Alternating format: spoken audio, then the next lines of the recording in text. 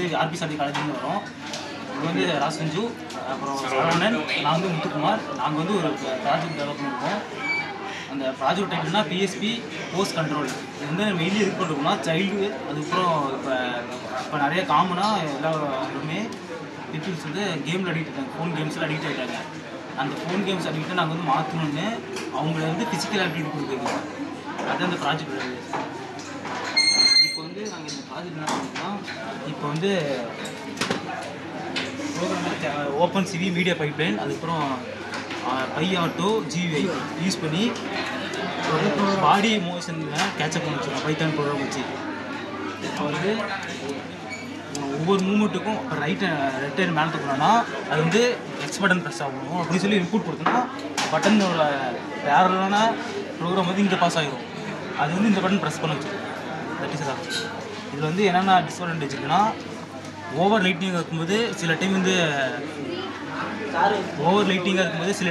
அது வந்து கேப்சர் பண்ணாங்க போஸ்ட் டிடெக்ஷனை.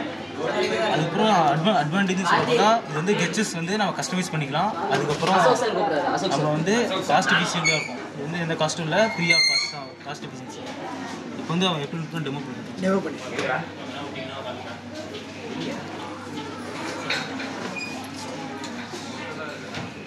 ஃபஸ்ட்டு வந்து டீப் ஹேண்ட் மூவ்மெண்ட்டில் வந்து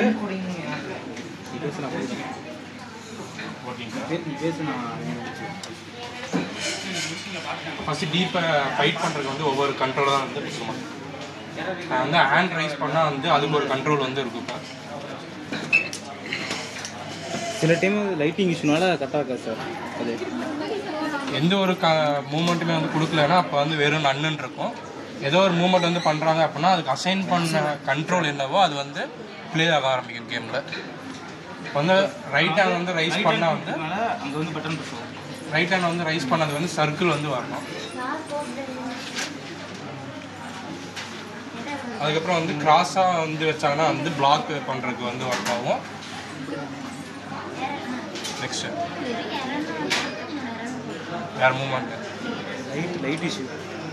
இப்போ வந்து கிராஸ் மாதிரி வச்சாங்கன்னா வந்து பிளாக் பண்ணுறதுக்கு ரைட் ஹேண்ட் வந்து ரைஸ் பண்ணால் வந்து கிராஸுக்கு பட்டன் அழுத்தணும். அதே லெஃப்ட் ஹேண்ட் வந்து ரைஸ் பண்ணால் வந்து சர்க்கிள் பட்டன் வந்து ப்ரெஸ் ஆகும். மட்டும் பார்த்துக்கோ. இந்த மாதிரி வந்து ஒவ்வொரு கெஸ்டர்ஸ் வந்து கொடுத்துட்டே இருக்கும்போது வந்து கேமில் வந்து அந்த கண்ட்ரோல்ஸ் வந்து ஒர்க் ஆகி வந்து நம்ம வந்து ப்ளே பண்ண முடியும் இன்ட்ராக்டிவாக இன்னும்.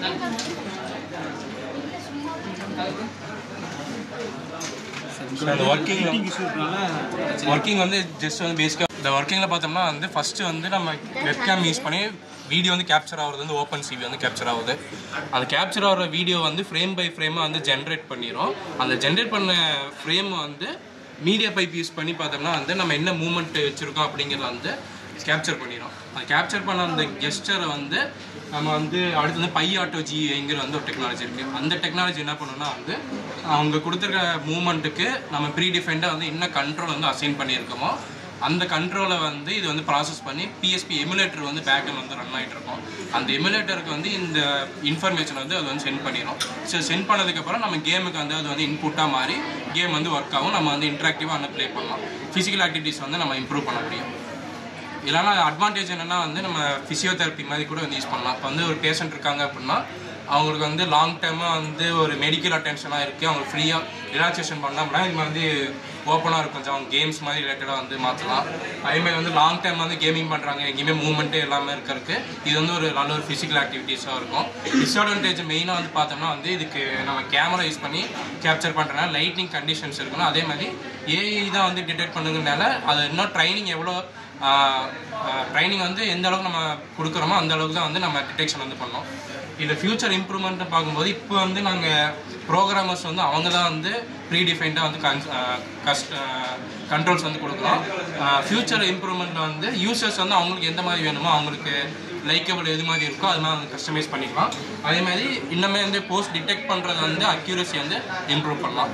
கன்க்ளூஷனில் வந்து பார்க்கும்போது நம்ம வந்து ஒரு கேமிங் விளையாடுற எக்ஸ்பீரியன்ஸை வந்து இன்னுமே மோர் ஃபிசிக்கலாகவும் அதே மாதிரி ஒரு அட்வான்ஸ்டு டெக்னாலஜி வந்து அஃபோர்டபுளான ஒரு ரேட்டையும் வந்து நம்ம ப்ளே பண்ண முடியும்.